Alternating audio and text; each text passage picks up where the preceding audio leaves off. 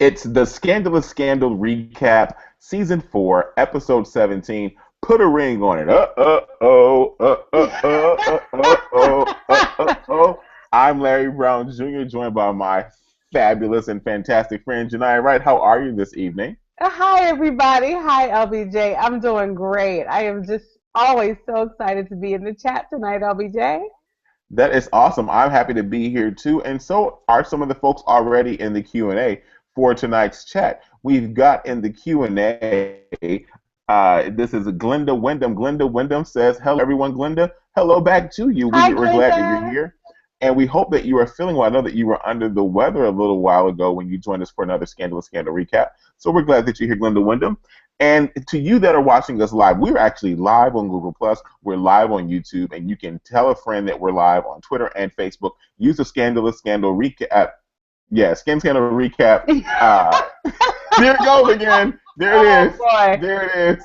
I was doing so well. You Use really that were. Scandal recap hashtag that's at the bottom of my screen and the bottom of Janiyah's screen, and let folks know what you're doing, what you're watching. They can tweet with us. They can talk to us.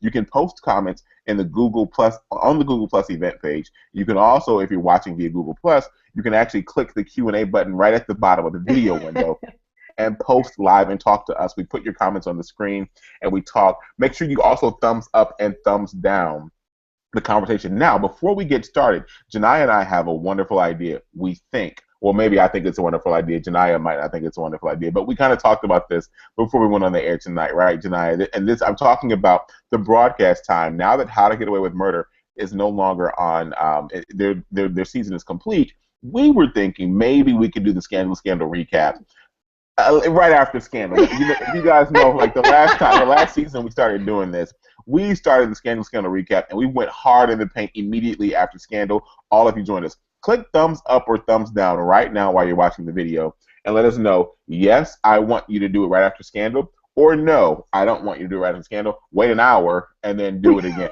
So let us know what you think. I'm ready to get started with putting a ring on it, July. I think the phone is ringing, and Cyrus's boo Mike is in trouble right now. I think he's at the gentleman John's. Somebody can Yes. help him. He's at Gentleman John's. What's going on tonight? LBJ, first of all, I just, on behalf of everyone, I want to thank you for doing the Beyonce song at the top of the show, because you know what, LBJ, whenever you bring us a little bit of your musical talent, it takes us all to the next level. So we thank you for that. So It's my yes, pleasure. LBJ, It's my pleasure. yes, LBJ, the episode starts with all the gladiators being awakened from their sleep. What could it possibly be? And LBJ, we have to just talk about whose dream got interrupted first. LBJ, it was Olivia's, right? And what was she dreaming about, LBJ? She was having some PTSD on a lot of things. Post-traumatic Fitz disorder, post-traumatic kidnapping disorder, and there she is in the midst of this horrible turmoil, tortured sleep. Phone rings, LBJ. And everyone, all the gladiators, go scurrying to OPA and Associates' office, LBJ, to try to put out the scandal. And what happened, LBJ? What was Michael up to? Michael was up to Michael Cyrus's boo comes rushing in, looking like last night's hangover, and Pretend Cyrus no, pretend boo. right. Cyrus is contracted boo, and Yes. he comes in there, and he had been at this club called Gentleman John's. What a play on words! Which is like it's a mock gay club in DC for the sake of scandal. And he was in there all like boo loving on all these guys. He ordered like tons of shots of vodka, and he was going hard in the paint that night. And it's just like, wait a second, hold on. Hey, aren't you the guy? In DC, everybody knows somebody who knows Yeah, they somebody, do. and like Yeah, our they face is do. always remember. You can always remember her face in DC. So they're like, hey, wait, aren't you the guy who's like dating the guy who's like the president's right hand man? Like, wait a second, aren't you him? Oh, yeah, you are. And so all the stories start surfacing immediately about Mike and Gentleman Johns. Janiyah, I was just like, Mike, what a way to make a comeback on the show. And then I was like, you know what? Here's what people have been waiting on the show. They've been waiting for some backstory into Cyrus. And then we go into this whole big, like, flashback of Cyrus's Wow. past to his first Yeah. wife as well as James. James came back. This episode, we saw some scenes with James up into his current life. with Mike B School Brian is what I was calling him before. Yes, yes. Like, Janiyah, what did you think about all the different flashbacks in tonight's episode? LBJ, you are so right. This is one of those storylines that has basically been a forgotten storyline of the season. I mean, we literally were hearing nothing about Cyrus and Michael. And you'll all recall, just to recap where we are, you know, circumstance forced Michael and Cyrus to, basically be under contract to be married. And what that actually means is they have this fake marriage. Michael is living in Cyrus's house. They, for the world, are pretending to be in love and pretending to be together. But the reality is they hate each other, LBJ. And I would say that there's more hatred on the Cyrus side.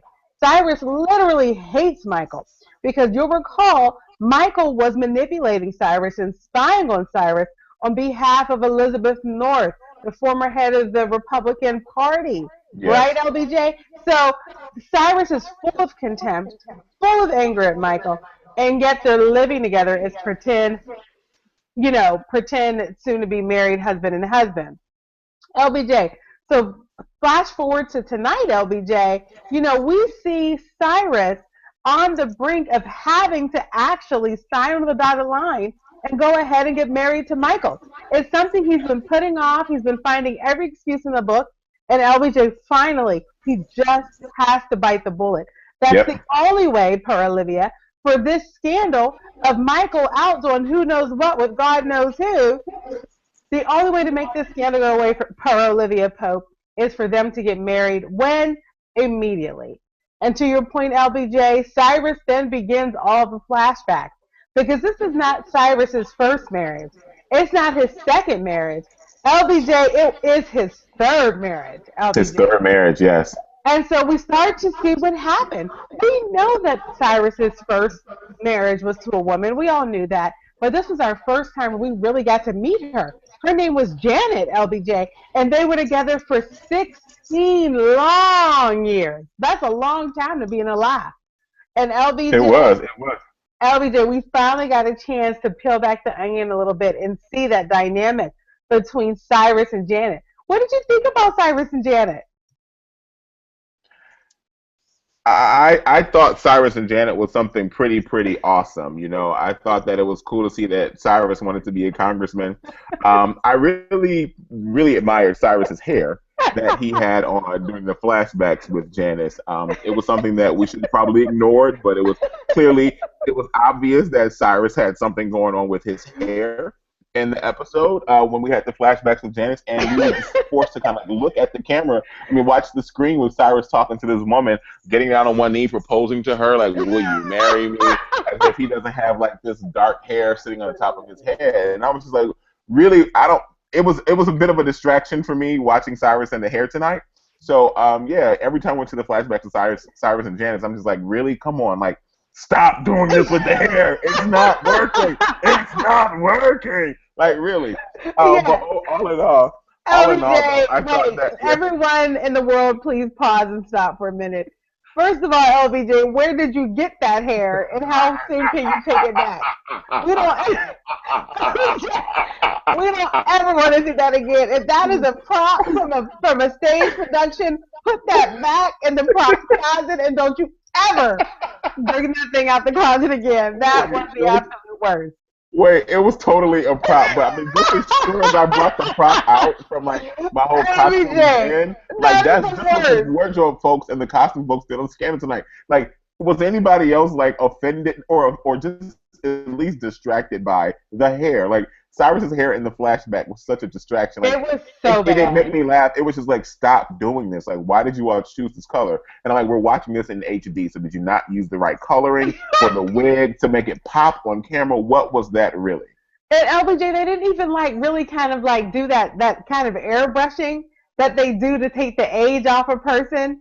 Exactly. I mean, he looked like today's grumpy old mean-faced Cyrus with a Disgusto wig on. Yeah, but They didn't do a good job of aging him down at They all. didn't, but what they did do a good job though with is something what like Dr. Hill says here.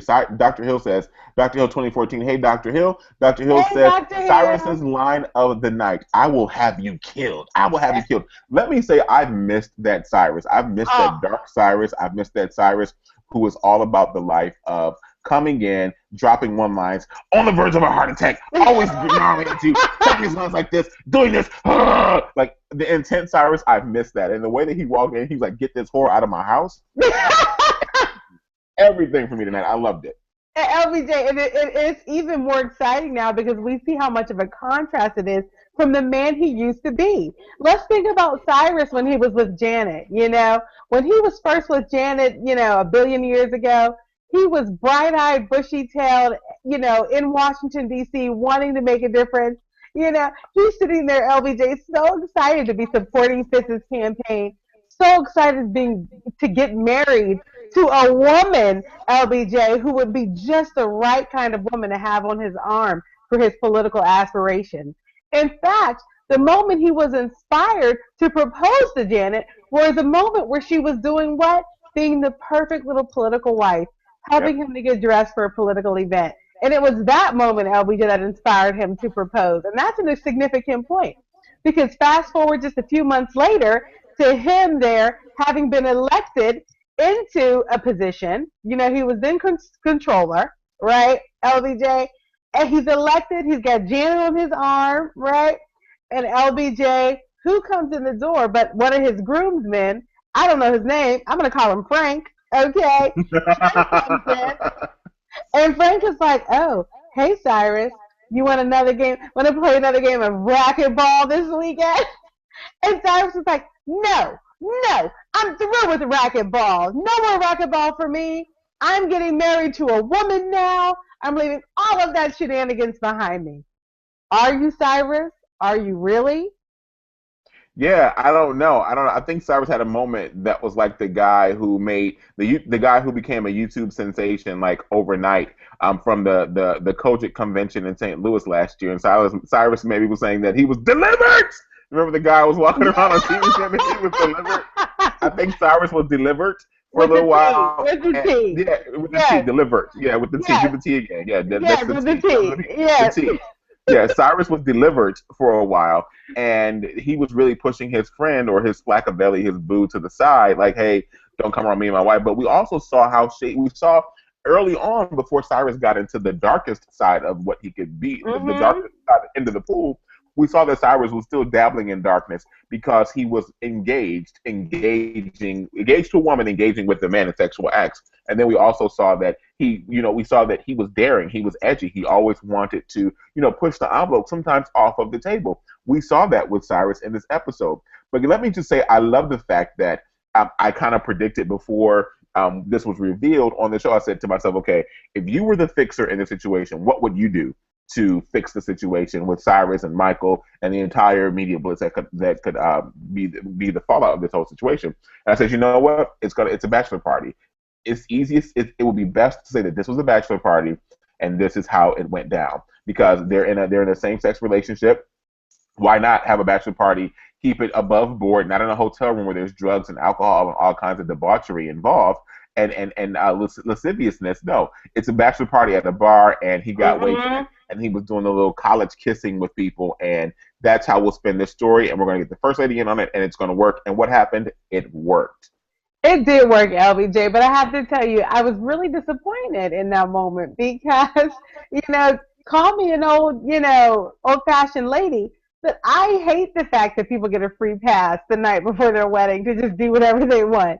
And that's essentially what they were leveraging, LBJ. They were leveraging that general perception that people, men in particular, get a free pass the night before their wedding. So anyway, I didn't love that tactic.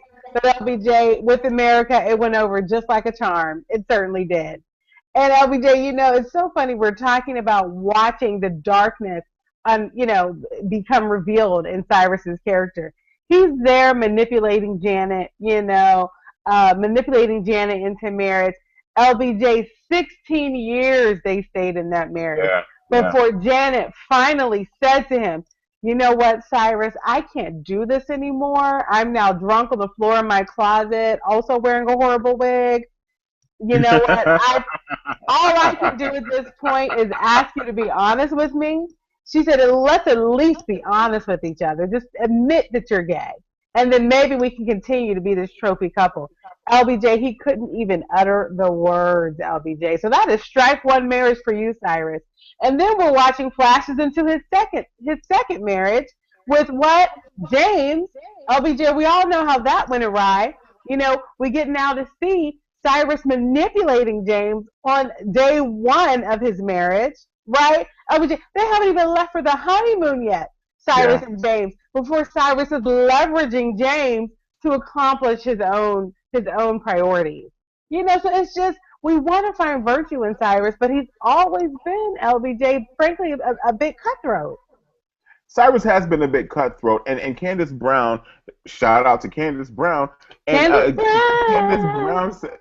Candace Brown says, and that is exactly how Cyrus's hair. Oh, that's about the hair. That's exactly how Cyrus's hair looked every day during that marriage. That was in marriage one. But Candace also in the Q&A says, but Cyrus has always had a plan. He has always been calculating, and she's right. Cyrus has always been calculating throughout everything we've seen him accomplish in this show. Yeah. And I've said this in my takeaways for the show, that strategy is key. So if you're strategizing something, maybe you do need to calculate your moves. Now, your moves can be dictated by your intentions, and if your intentions are dark and or pure, that remains to be seen. But I think, yes, Cyrus is calculating, Candace, in this show. But what I also want to acknowledge in this moment in marriage too is what Glenda Wyndham brings back up, and she says, I was so happy to see James on the show tonight. It's true. And I don't know if anyone else was like me, but when they showed James, I literally was sitting on the sofa and I was like,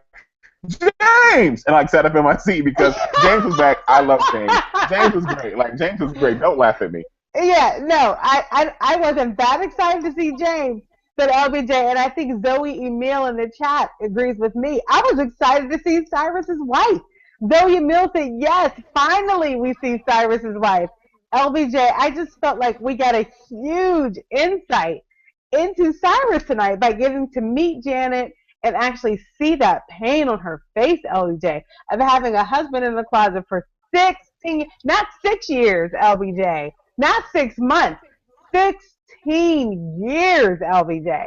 Anyway, I thought meeting Janet was a revelation, and us understanding Cyrus's evolution.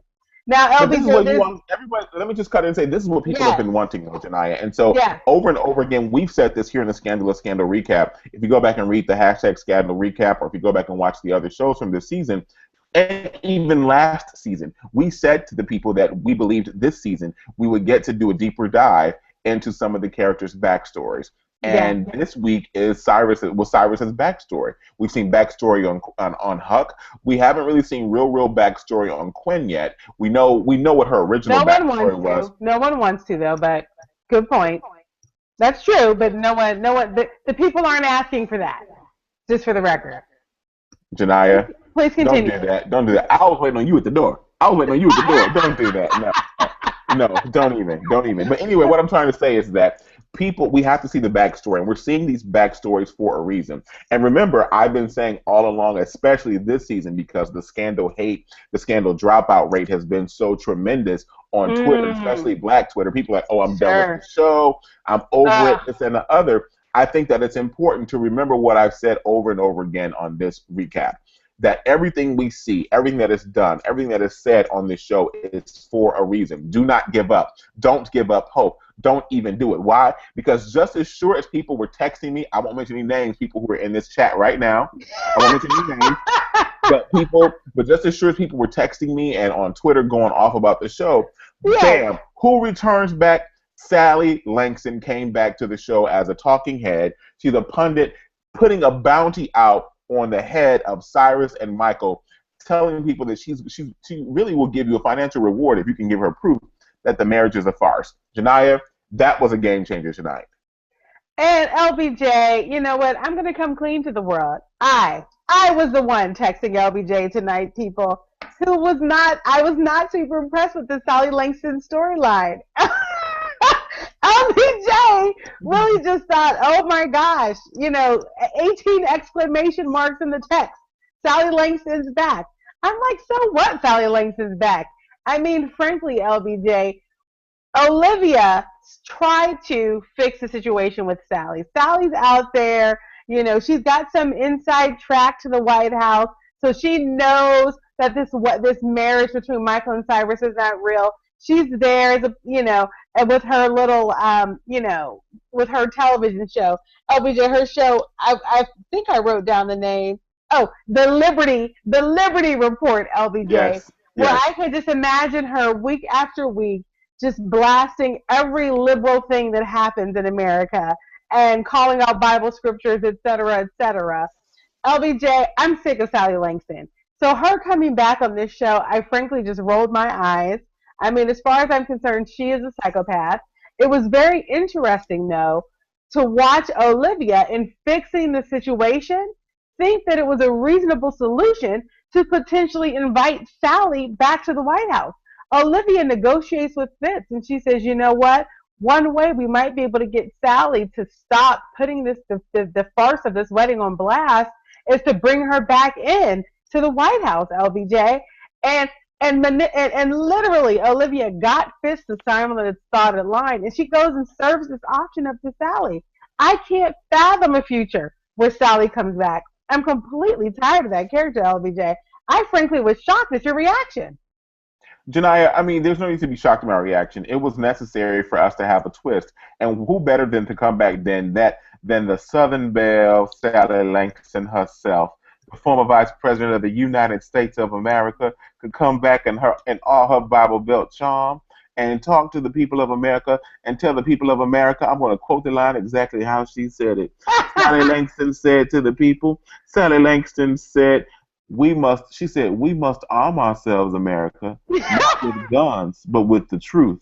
Let me tell you, that line right there spoke volumes. That line, again, if you think about that line, if you really think about that line spoke volumes, especially with what's been going on in the world today, especially in America specifically, as well as the social commentary thread that I've been promising you we were going to see throughout this season. I just had a hunch. Somebody called me a scandal oracle on Twitter today, and I was like, I have a scandal hunch. I get scandal hunches, and when I get my scandal hunches, I have to just give the utterance. And when the utterance comes out, normally it happens. And I said that we're going to get these social commentary. That line on the low, was profound. What we need to do right now is that we need to arm ourselves, not with guns, but with the truth. Yes. And Sally Langston, what better character than to deliver that than Sally Langston, the woman who quotes scriptures, the woman who is dark, not as dark as Cyrus, but she's dark. The woman who also married, who's a beard. She purposely married a gay man. This is a woman who killed her husband, so she's a murderer. Yet she stood there and she will, be the first one to fall at the feet of Jesus and say, "Oh Lord, please forgive me, Father. Oh Father, forgive me. I have sinned. I have fallen short of your glory, Lord, and I am not worthy of your presence right now." And we'll probably try our best to talk her way into heaven. What better character, Janiyah, than to do that than Sally Langston? No one blew up online than Sally Langston. So how dare you be shocked at my reaction? How dare you be shocked at my reaction, Janiyah? Well, LBJ, once again, the truth shall set you free as well, because LBJ, the general point is I would have been very excited to see a new character come in and give us a twist.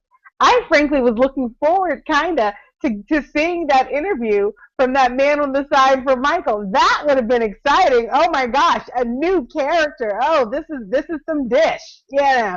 But bringing all Sally Langston back, and frankly, LBJ, but I completely agree with you about the fact that her character is such a hypocrite.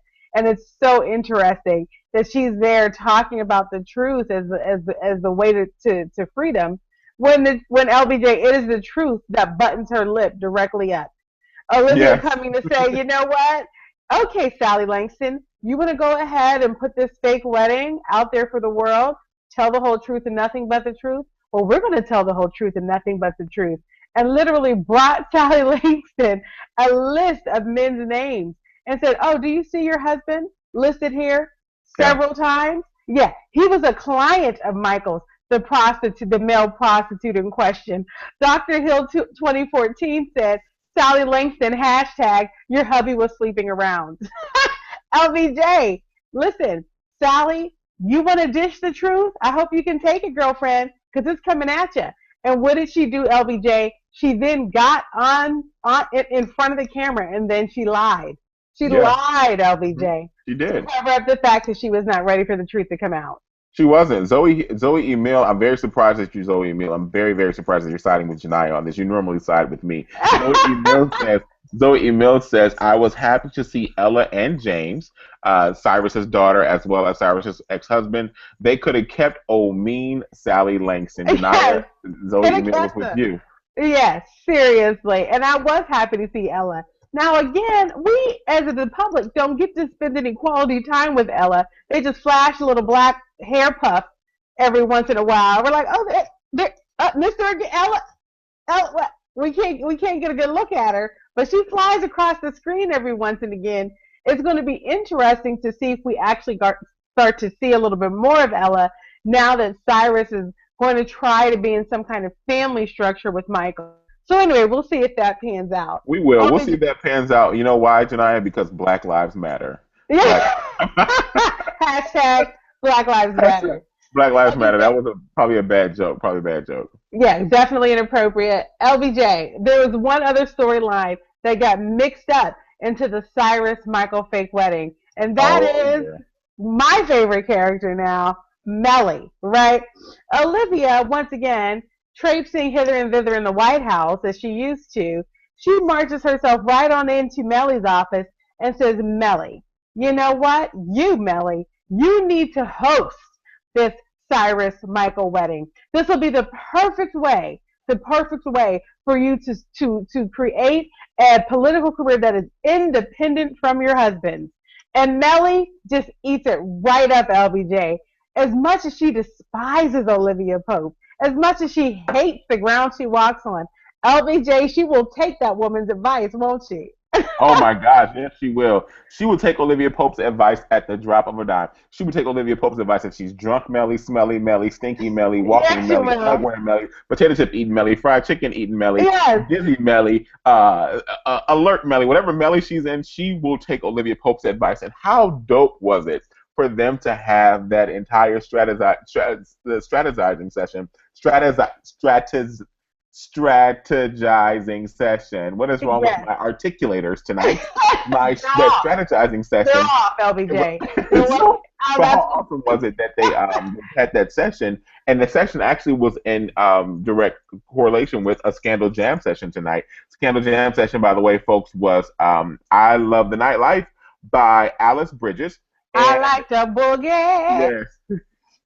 You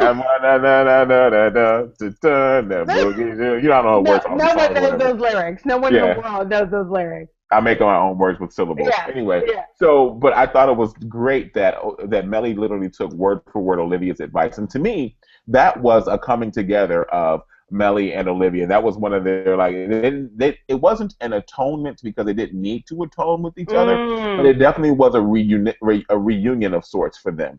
We sure. haven't seen Mellie and Olivia together in that realm for a while now. Normally, it's been like, okay, let me help you save your man, and that was interchangeable with Olivia and Mellie, Mellie with Olivia. So now it's just like, let's see Olivia for what we originally met her as viewers, what we really met her as, and that's a fixer. And she's going and Mm-hmm. fixing this entire situation. And then what did the situation lead to, Janiyah? It led to a clashing of the titans with the two Mm-hmm. women, Lizzie Bear Whoa! DeGeneres as well as First Lady. Could you believe the situation between Lizzie Bear DeGeneres as well as the First Lady tonight when she told her she like read her riot act about the whole thing? LBJ, let me just say, I'm so happy you brought that up. LBJ, we have to just pause and talk about the evolution, frankly, the downfall of Lizzie Bear DeGeneres. The first time we met her, she was power player number one, LBJ. She was walking around, manipulating the world, making things happen. LBJ, now, fast forward just a few months, Huck has beat her literally to a pulp. to tell her to be quiet and to force her to do things we need her to do. She took lashes. She literally took lashes. LBJ, she has taken a step down from her post. You know, she's literally on leave because she just mentally could not handle it. She's had a life change that said, you know what? I can't be a political player. I need to focus on my family. And LBJ, and now she's been reduced, LBJ. She used to walk into Mellie's office and tell her what to do. And now she's been reduced, LBJ, to Mellie literally putting her in her place. And I had to write it down. I had to write down this quote. Mellie said to her, Lizzie Bear, she didn't say Lizzie Bear, but I'm riffing a bit on that part. She said, I have a position and you have a job. She put Lizzie Bear directly in her place. She said, listen, our relationship right now is one that says, you never confront me. You never question me. You are at my whim. And LBJ, to watch Lizzie Bear shrivel down and say, yes, Miss Grant, oh gosh, I had a little chill because that is not the Lizzie Bear we met a few months ago. No, it's not. It's not. You felt the spirit, Janiyah? You felt the spirit when she said that? I had a chill. Yeah, like, it was great. I thought it was really, really great to see that shift in power. Again, one of my predictions several episodes ago was that Mellie will begin to rise as, like, and I don't know if it was going to be like a dark or a light phoenix, and right now she's like a gray phoenix because she can go either way. She can go either way with this thing. But again, Mellie is on the rise right now, and Mellie is a force to be reckoned with. And it's going to be awesome to see what will come of Mellie by the end of the season. We've got like, I think 6 more episodes left in this season, so it's going to be pretty awesome to see what will come of Mellie this season. One of the other things I wanted to talk about, though, Janiyah, while we're talking about Mellie and Lizzie Bear DeGeneres, I really wanted to talk about what Kat in Harlem brought up in on the Google Plus event page. Kat in Harlem, or Kat Harlem, rather. Thank you so much for joining us. She's so excited, folks, that she has a chance to join us live. She watches us and normally doesn't catch it live. But Kat, welcome tonight. Kat, welcome, Kat. We finally got a chance to see history behind the ring Fitz gave. Ooh. Can I just admit to everyone, this is me coming clean to all of you, that I did not realize Olivia was wearing a ring on her finger this entire time we've been watching the show. What am I alone in that? I wasn't alone on Twitter. Let me know here in the Scandal Recap if I am alone. Janiyah, were you with me? Are you with me or are you not with me on the whole ring thing? LBJ, let me tell you, we all have been we've been seeing this ring. The ring has been around. We've acknowledged the ring. The ring has been waved in our faces. The ring has been thrown across rooms. LBJ, the ring has been used as a secret device to signal Olivia's whereabouts when she is kidnapped. So this ring has gotten some play. But LBJ had no idea that Fitz had given her that ring. LBJ, I was caught completely off guard. See, I was caught off guard too, Janiyah, but here's what threw me off, because when they showed the ring, first of all, I'll say this and I'll go backwards to what I was just about to say. When they showed the ring, like, at first it seemed like just a band, and then it seemed like at the end of the episode, it was like a little funny-looking design or something going on her finger. Yeah, like it's always been that little band design thing going on. Yeah, but that wasn't the same band. If I recall correctly, that wasn't the same band in the episode from Where's the Black Lady, or the episode where where she was in the apartment or whatever. Like, that wasn't the same ring. It's like she just left a band under the carpet that they found. But I think it's so awesome that we're learning more about this ring. I mean, yes. Again, everything we see on the show is for a reason. Everything. I had no clue. The Scandal Oracle had no clue that that ring meant something, and it was going to mean something later in the show. Let me also add what I was going to say prior to this. I cannot get out of my head the name of this ring. Sweet Baby. We know this meaning is Sweet Baby, but I cannot stop saying Du bébé. Du bébé. Du bébé. Du bébé. Yeah. And you know what, LBJ? I've been waiting to find just the right thing to get a tattoo on my body, because you know what, LBJ? I've never been one for tattoos. I don't love them. I don't love them at all. When I see people with tattoos, I think, what happened that was so profound in your life that you had to write that on your body so you could see it forever? Forever. And LBJ, I finally had that moment tonight because LBJ, the next time you see me, and I'm going to put it in a really prominent location, right here, du bébé, right here in the chest region, du bébé, LBJ. Fitz, what is your origin?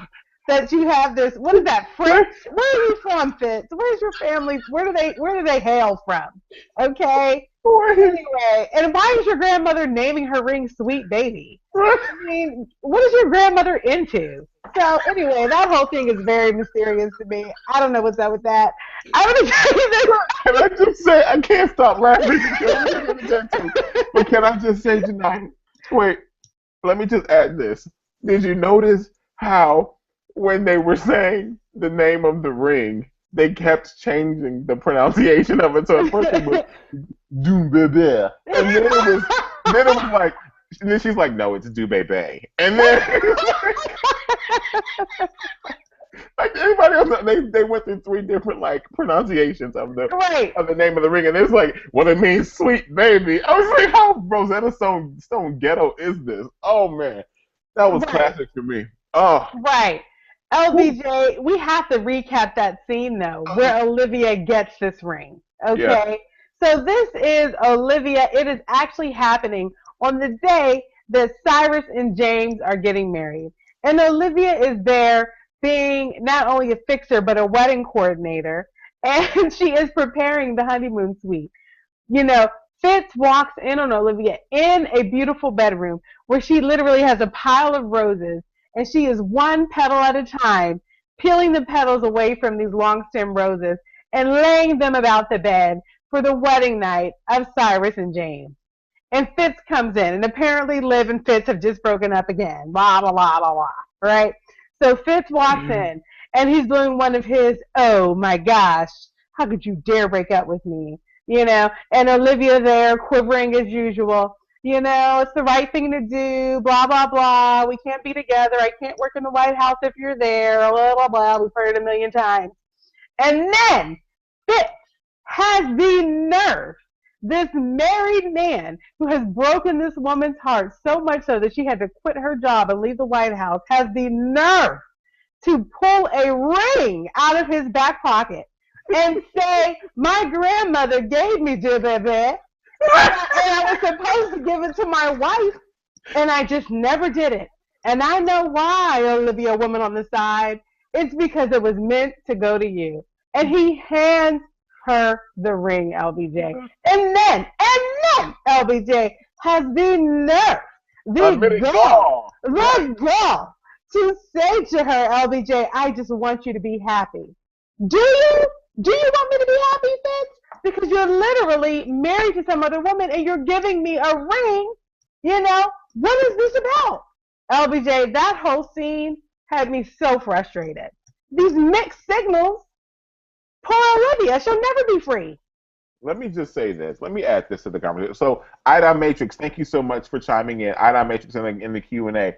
I'm glad you're watching. Ida Matrix, welcome. Hi, Matrix. Yes, we are so glad that you caught up and you're able to watch the live broadcast. Ida Matrix says, so Fitz gave Liv a family heirloom ring, which she put on her finger. This will help us explain the 2-ring thing, I think. Edison also gave Liv a family ring, but she put that she put that one in a box on a shelf.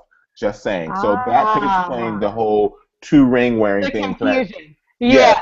I would also submit to you that as a man, we don't pay it, and I'm not speaking for all men, but probably the majority of men, we don't pay attention to women's fingers or men's fingers as it goes in life. Literally, like my wife, like my mother, like they pay attention to ring fingers. Like people do that, even in television. You watch, and the woman is always like, women most of the time is like, well, he's married, he's got a ring on, or he's wearing a ring. She's wearing a ring. True. It's a thing. Like it's a woman thing. Like you all pay attention to rings, and so forgive me for not paying attention to the ring and seeing what was going on there. But I will submit to you that I bet you I can one up you and let you know that and pop quiz everyone watching right now. Okay, so Janiyah, you just gave this you gave your opinion on the scene where we saw Yes. Olivia rose pedaling up the bed for Yes. Fitz and James's wedding night in the home and all that jazz. Did you see what Fitz was wearing in that scene? Yes. He was wearing his tuxedo pants and a Harvard sweatshirt. Yes. At what point during the show or during the course of the show, Janaya, have we seen any part of his wardrobe from that scene in another scene? Oh my goodness, LBJ. I don't know. When, You're not a real gladiator. Oh no, I feel intimidated like Lizzie Bear. Now I want to just shiver in the corner. Oh, I'm outnumbered here. Oh, do baby, do baby, do baby, do baby. LBJ, when did you win? When? So if you all think back and if you know this in the Q&A, you should pop it. You should type it in right now so it comes up, and we can pull it up on the in the Q&A and give you credit for it. I will wait for another 5 seconds. 5, 4, 3, 2. No one knows. No one's saying anything. It's not. No one's saying anything. We saw that sweatshirt. We saw the Harvard sweatshirt in Olivia's hand when the president was shot. If you go back and watch the episode, that is indeed the sweatshirt that she held when President Fitzgerald Grant was shot. Remember that, July? She held a Harvard sweatshirt.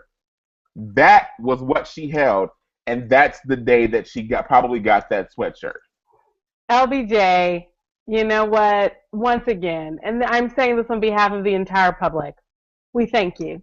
We thank you, LBJ, because we might have missed that. LBJ, you are 100% correct. LBJ, we have seen that sweatshirt before, and that was exactly the moment. Oh my goodness. And it's just like we always say, LBJ, you can't take anything for granted in this show. Because whether they planned it 50 episodes ago or whether they just decided to draw a link for us, everything that happens in these shows is subject to come back with a greater significance at a future point. So amazing, LBJ. And so let's finish talking through what happens in this episode. Olivia, once again, she's standing there as usual, trying to have discipline and trying not to give in to Fitz. And then she, LBJ, ends up putting the ring on her finger, LBJ, and she then kisses Fitz. They're in a loving embrace when that scene ends. And LBJ, you know, it's significant in the episode because for the beginning of the episode, Olivia's not wearing the ring. But LBJ, by the very end, we pan down. Cyrus and Michael have finally gotten married. They have tied the knot. We pan down, LBJ, and what is on Olivia's finger? The ring. Do baby. The baby is now on Olivia's finger. LBJ, what did you think about that? What did you think, LBJ, about this clear signal that it ain't over yet? So as much as I hate to say this, and you all know how I feel about the whole Fitz and Olivia situation, I think that it's about time that they stop playing hard to get back to what they know and what they do well, and that's jumping off with each other and having this like dysfunctional relationship. Seriously, like it was, and I'm sure that a lot of people across the world were just like, yay, about the entire thing. There was someone in my house who was happy for it, and they're watching the live chat right now. And I think that it was something that we've been waiting on, and it's been long enough. So why not start to give in? What I was disappointed about, though, is that she did not give the lip quiver. She almost gave a lip quiver. If you think about when he said to her, "You know what opened the door? This is what opened the door." Let's put this whole thing in perspective. Yes, so indeed. Olivia has been having the PTSD nightmares, and like she's having the same series of visions in her nightmares over and over and over again this episode. So we see her doing this, and then she had to go into a happy place. And instead of her standing in the sun like she normally has been doing, going back to that place in her mind with Jake, what she did this time, she went to a different place, and this time she went to a spot with Fitz. Did you all notice that? She did not go back to the place with Jake this time. She went back to the place with Fitz, where where she first found her love for him, where it really became a thing for them. Du bébé, du Du bébé, Bebe. She went back to Du Bebe. du bébé. That's what we'll call that to the show. So whenever we refer to Du Bebe, folks, you can say however you want to say it. You can say Du Bebe. Du You can say bébé, Du du Bebe. bébé, Right? You can say Du Bebe. Du du Bebe. bébé. However you want to say it. But we'll call that situation Du Bebe. So she Yes. goes back to Du Bebe. And that's what really started, that took her to a safe space in her mind. If you recall, she snapped out of a nightmare. She went into her mind, went to the Dube Bear scene, and then she started walking and she went back into the office. And then later in that episode, later in that scene, Fitz is like, "Wait a second, you went to my wife behind my back." And in other words, Fitz was like, "That was hot. Like, I like that. I like that you did that." And so Olivia holding her little binder, she like kind of walks out, and then she kind of stops, like, I did that." Kind of look back at him, and that's when the gate opened. If you go back to it, look at you smiling, because you felt something too. You felt the magic. You felt the magic. LBJ, I don't know if I felt magic in that moment, or did I do a little what we call a harumph, where you just kind of go, because LBJ, I just thought, my gosh, here we go again. But I was real, but I agree with you, LBJ, because what Fitz actually, there was a line you missed there as you were recapping that scene. Fitz said to her, "Nice move." Mm-hmm. Right? He basically said, "Oh, we're playing our little games again. Look at us once again in the White House manipulating each other. It's like foreplay." LBJ, you know what? I have to say, when the episode opened and Olivia was in her nightmare going back and forth from her kidnapping scene to moments with Fitz, I was really truly feeling like she was on her way to realizing that that situation with Fitz is just as toxic and just as bad for her future as that kidnapping situation was. That if that kidnapping didn't take her out, this Fitz situation surely could. I thought she was finally putting two and two together that, you know what, this is not meant for your good. Go in another direction. LBJ, I have been wanting Olivia to have a new experience, to find a new man, specifically in parentheses, Marcus Washington, LBJ, just any new man, frankly, even her jump off from last week, bring him back. LBJ, I just really am looking forward to Olivia being free from Fitz just long enough that she can have an identity without him. And so anyway, I was disappointed to see it coming back so soon. I'm very surprised that you were disappointed to see it coming back so soon. I totally was on board with it because I was sick of the playing hard to get. But look what happens here. Zoe Emil is back on my side, Janaya, and she says, "I must admit, Fitz and Olivia together, especially after tonight's episode." And I'll say this: I'm not a fan of their relationship. Still not a fan of the relationship, but I thought it was pretty dope that they were able to rekindle something and break the silence and that awkward tension that's going on between them. Because at this point, everybody in the White House is in their circle knows that there's tension between them. And I'm just like, I'm over it. Like, just deal with it already. Right. Remember the whole Cosby Show thing they had going on? Like, you tell her that I see that she, like, this is not the Cosby Halloween episode with Rudy in there. You know what I mean? Like, stop doing that. Just talk to each other. Yeah. I'm glad that they're now bearing each other over and over and over again. That's true. And the person in your house that you referenced earlier in the chat, Candace Brown, she said, "Yes, I cheered for Fitz and Olivia. I am thrilled. I am thrilled that the ring is back on." Oh, goodness, Candace. We need to be free from this man. We need to be free from Fitz. He is killing us. He's taking us out of here. He's sucking our life force away. But let me... Marcus! Anybody with me? And I'm still riding hard for Marcus Walker. I'll never... Hashtag bring Marcus back. So Shonda Rhimes, in my mind, in my heart of hearts, I really do believe that you watch the Scandal recap. And so if you're watching, please help Janaya, do her this solid, and please, Janaya, please make a plea to Shonda. Look right into the camera and speak to her. Shonda, we have shared so much over these past seasons. We have laughed, we have cried, we have loved together. We've had our heart broken. Shonda, it's time for us to be whole. It is. And I believe that wholeness will come along with who? One, Marcus Washington. Bring him back into our lives, Shonda. We need that well-rounded man in our lives. We need that sense of introspection that he will bring to us. Shonda, I make this my plea to you. Bring back Marcus. Hashtag bring Marcus back. Signed, DBB. Thank you. Very good.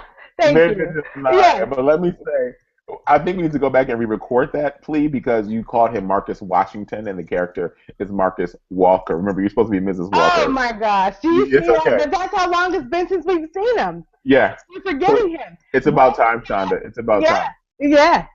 But you know who we didn't forget, Janaya? We didn't forget in this episode. Oh no. But we want to forget.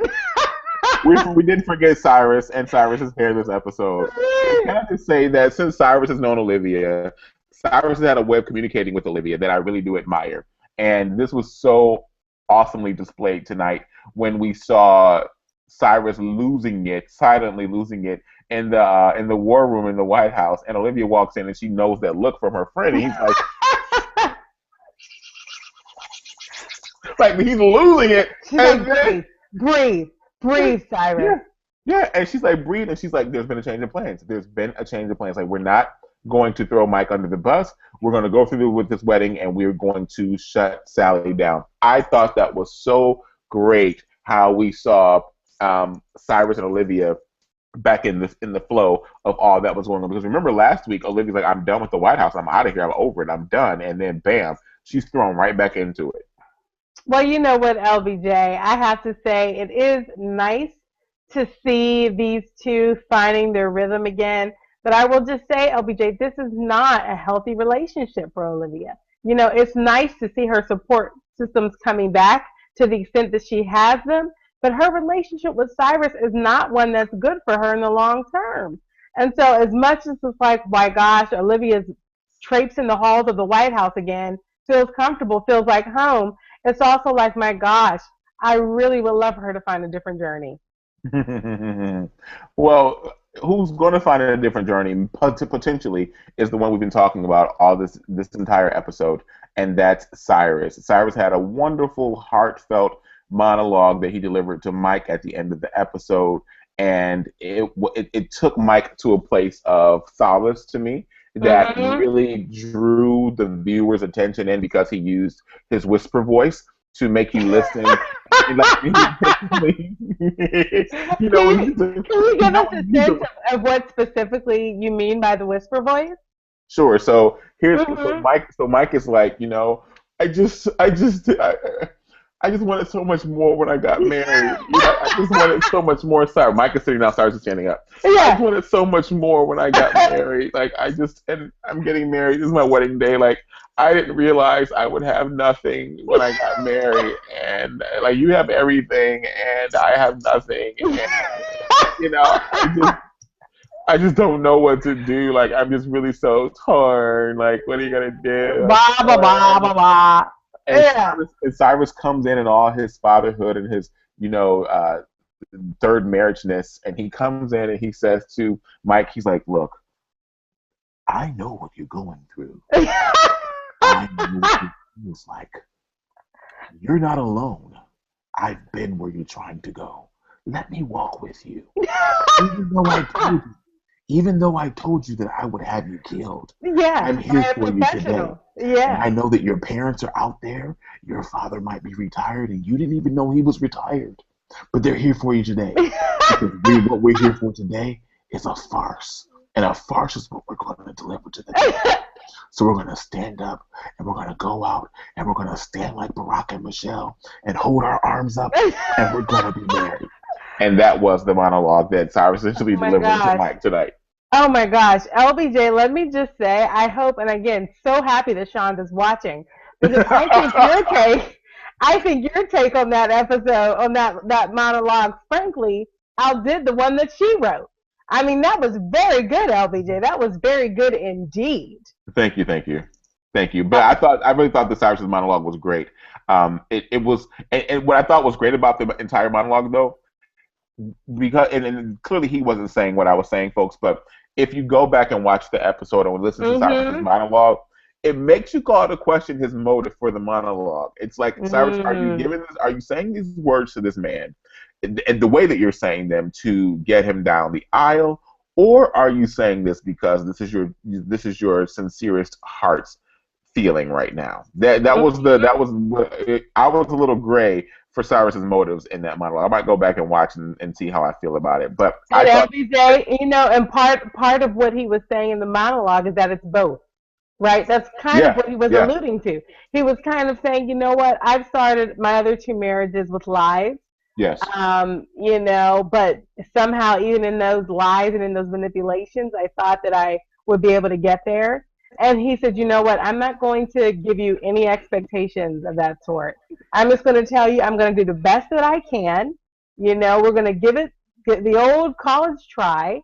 And he said, if nothing else, you are a good person in your heart of hearts, and my daughter could use a good person in her life. And so, LBJ, you know what? He basically said, I can't set any expectations for you. We're just going to do the best we can. And so, LBJ, in saying that, he was accomplishing the goal of getting the marriage done, but he was also, LBJ, laying a foundation for something more significant with Michael. So, mm, once again, LBJ, Cyrus, he's so twisted. He even called himself a monster this evening. I mean, yes. he's so twisted, LBJ. He doesn't even know his motive sometimes, and I believe that. Yeah, he doesn't know his motive sometimes, but you know what I know all the time is that I have a takeaway, and my Excellent. takeaway tonight is ready to go, and I'm going to deliver it to you right now. And my takeaway is steeped in in your personal network. It's steeped in your associations, and it's really steeped in what I mentioned earlier in the conversation just a few moments ago, and between Olivia and Cyrus. Olivia and Cyrus have a way of communicating with each other that is special to them. They've got a way of relating to each other. They've got a sense of confidence that they can, bounce things off of each other, and it stays with them for the most part. We know that Cyrus can be a bit of a monster, as he said this episode tonight, but we also know that Olivia and Cyrus are two people who are friends that come together to get stuff done. And in our personal networks, in our situation, in our personal relationships with people, and our communication, I think it's important to have those connections with people so that we can be able to relate to them and really have their back in whatever situation they may find themselves in. So I offer to you to really go the extra step with your network and really try to engage with the people that you love and care about, and be able to learn their body language, learn what makes them thrive, learn what makes them tick, learn how they communicate, learn when you can tell that they're closing up in the shell, not the shell of the Fallon and debauchery, whatever Sally said earlier, but whatever shell that they may go into as a safety comfort zone. Just learn your people in your network. That's my takeaway for tonight. That's a good one, LBJ. Thank you. And you know what? And it's somewhat relevant to my takeaway. My takeaway really is inspired by the one relationship that we didn't talk about that played out in tonight's episode, which is the one between Gabby Abby Red and Leo. And I'm going to start to call him Creepy Leo because I don't trust him as Yeah, far as I yeah. can throw him. I mean, LBJ, they had a concept that they were trying to play out in their relationship, which they were saying they were calling it separation of church and state. And what they were basically saying is, you know what, we can have a relationship that is separate from our professional selves. They were basically saying we're going to be able to compartmentalize and we're going to be able to respect those compartments while sharing our lives together. And LBJ, that plan failed miserably, you know. And so the question becomes, can you keep parts of your life away from a person you're sharing your life with? And the answer is no. No, you cannot. At the end of the day, we can all try to compartmentalize all we want, but life is messy. It gets real. And, it's a much more realistic expectation to say, you know what, I have to bring my whole self to every moment because pretending to be something in one space of my life that isn't genuine to the rest of my life is a setup for failure. So, again, it is about having genuine relationships, digging in a real way. So definitely, LBJ, we have some commonness in our takeaways tonight. Well, look at that. Look at that. I'll call that hashtag synergy. I love Yeah. it. It's great. And it's Dib it bad effect. Jib it bad. Keep it up with the jib it bad. Dib Uh, it bad. while we're jib it bad, I think it's pretty appropriate that we hop into a round robin. You got time for a round robin? Let's do a quick round robin, LBJ. We have about a minute. Awesome, awesome. Oh, Glenda, you hung out with us for the entire conversation tonight. Thank you so much, Glenda. We're Yay! glad. But Glenda said, I can't with you in that wig, LBJ. I just can't. You don't like my wig. LBJ, no one could. No one could.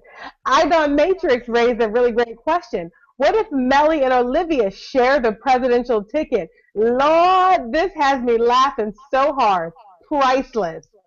So good. That would be amazing. Here's Dr. Hill 2014. I think this might be a correction for me. I'm not sure. But it says Navy sweatshirt. Olivia wore his sweatshirt after he was shot. Yes. Oh, Dr. Hill 2014. Yes. She got it right. Dr. Hill is the person who got the question right, which probably popped up while I was delivering the answer to all of you. Congratulations, Dr. Hill 2014. That's why you are the doctor. Yeah, Congratulations. that's not the first time Dr. Hill has been the person who has the correct trivia. And you know what? I was so excited to see Dr. Hill 2014's comments about Mellie because we really are watching Mellie come into her own. And Dr. Hill 2014 said Mellie's hair was fire this week. Hashtag you wish you were me. Yeah, had to be said. That is so funny. That's so funny. Idon Matrix said, Miss Jake this week, but I see he will be back next week. You're right, Idon Matrix. Jake is coming back next week, and it seems like they're going to try to consider taking Jake out. I'm not sure some B613 stuff going to pop off next week. It remains to be seen. The plot thickens. Yes. And LBJ, I think a perfect way to wrap up the round robin is I got a case of the LBJ. The round robin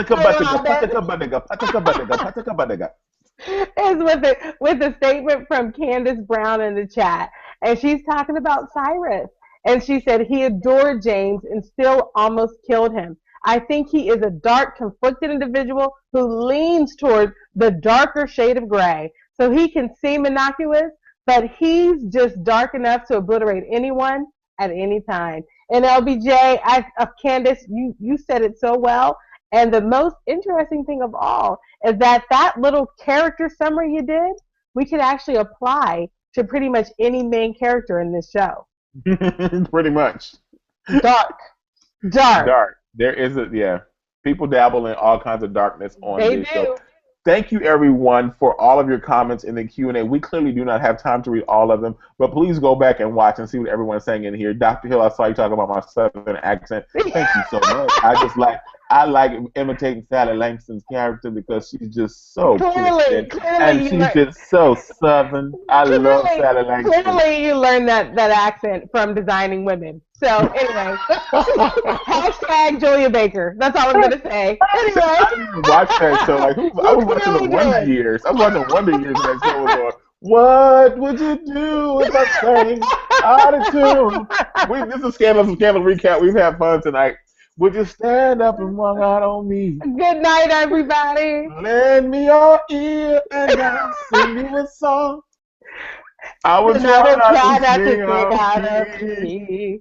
Well, now, bye, y'all. Have a good night. We love you. Thanks for watching. Bye-bye.